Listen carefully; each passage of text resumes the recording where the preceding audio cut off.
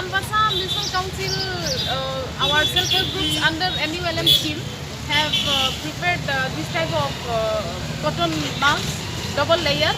Now we are distributing free of cost to the public. I hope with our small initiative, we also can take part in fighting against this coronavirus.